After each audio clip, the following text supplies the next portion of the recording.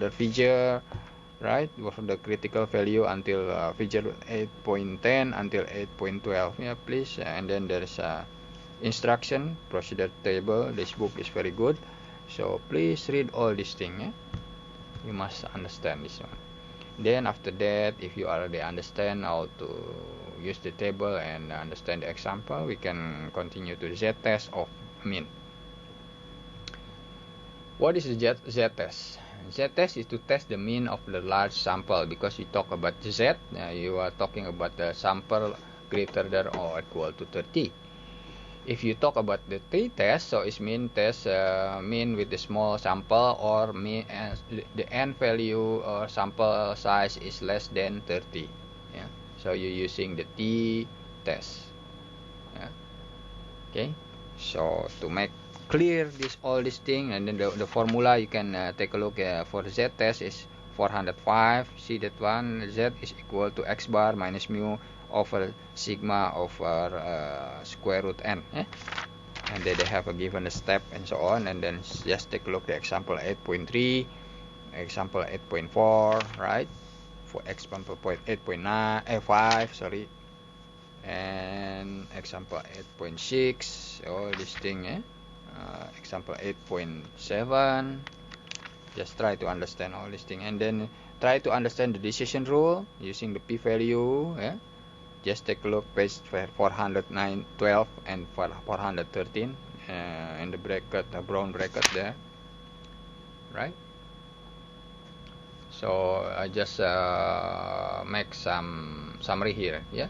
P-value method for the hypothesis testing. So you just take a look at the bracket. So the decision rule, let's see this. If p-value is less than or equal to alpha, so we must reject the null hypothesis. But if p-value is greater than alpha, do not reject the null hypothesis.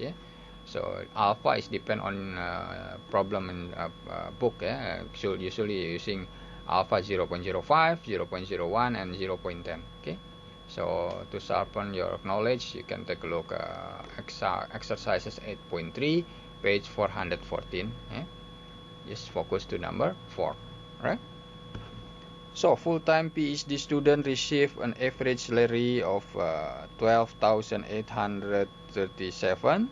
So it means you already have the information that the average of the salary is 12,837 according to the U.S. Department of Education. They said. The dean of the graduate study of a large state university feel that PhD student in his state earn more than this. So they already know earn more. So we must make it the null hypothesis is less than the salary is less than mu. But the alternative is because they said the dean is feel that earn more. So it means mu must be greater than the salary. 12,837. Right. So we can do this is the right tail test, and then find the z value here, and you know that this is he surveyed 45 random, so n is 45, right? 45 is a random student, and then the salary they said is 14,445, right? And then standard deviation they have as 1,500. Here S is standard deviation. Alpha is 0.05. So from the p-value, you will find 0.05 is this one. Okay. So area of above of z value is 3.0.9 is 0.1. This is take a look this one. From the graph, see this one is the mu, and then alpha 0.05 is we are searching because we are test the claim is mu is greater than 12,000 something. So we go to the right hand tail. Here's the arrow, and then p value what we get is 0.001 here, and then the alpha is here. Okay. So if you see the value of z is 7 point something, and then from the table z value is 3 point something. So yeah, 3 point something is mean the 7.11 is greater than 3 point something, so it mean the Dean is correct. The PhD student in this state is earn more than 12,000 because the critical value, the Z the Z table, the Z you calculate is greater than the Z table. So it means significant. If significant, it mean we accept the alternative hypothesis. Yeah? Okay, that's the next question. You can see the number 16. So for number 16, they said a researcher claimed that the yearly consumption of soft drink per person is 52 gallon in a sample of 50 random selected people, and then the mean of yearly consumption it was 56.3 gallon. The standard deviation of sample is 3.5 gallon. Find the p-value for the test. Yeah? On the basis of p-value, is the researcher claim valid? They said like that one. So okay, you must find, you must take a look the hypothesis null and hypothesis alternative.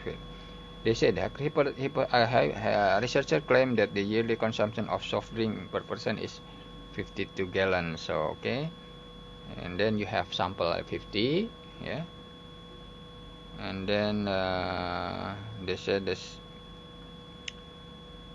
yearly consumption is 56.3, so X is 56.3, and then standard deviation 3.5 gallons. So you already got all information for to find the Z, and 52 gallon and random the sample size is N is 50, yeah. So you can use more than 30. You can use the Z value here, the Z distribution of Z. Yeah? And to find the p-value, you just like number 4 before. From the table you will get the area 0.5 minus 0.4999 something. You can get 0.0001. Okay, next information, find the p-value for the test. Okay, then on basis of p-value, is the researcher claim valid? So it means there is no indication is greater or less than, so you can use two-tailed test here. It means the hypothesis mu is equal to 52 and the alternative one is not equal to 52. So from this one you already have Z, you calculate, and then from the Z table, and then you can combine, is it significant or not. Okay, so please try to combine it. Here I just already put the p-value. Actually, if you take a look, the p-value for number 4, same thing, 0.001. So if you take a look from the Z table, is 3.09. So it means this one is 8 point. You have Z calculation is 8.69 is greater than 3.09. So is significant. It means we will accept the alternative hypothesis and we will reject the hypothesis null. Yeah. So it means the mu is not the same as a 52 actually. Yeah. The answer is equal. What is called this one? The yearly consumption of soft drink is not equal. Is not the same 52 gallons. Yeah. Or we accept the alternative hypothesis H1 here. Okay, so I think for video conference 4 we have stopped here, and then we will continue with video conference 5 later. I hope I will be there, so you can ask on the spot. Yeah. Okay, thank you very much. Have a nice day. Yeah. And we will see again in the next video conference. Thank you.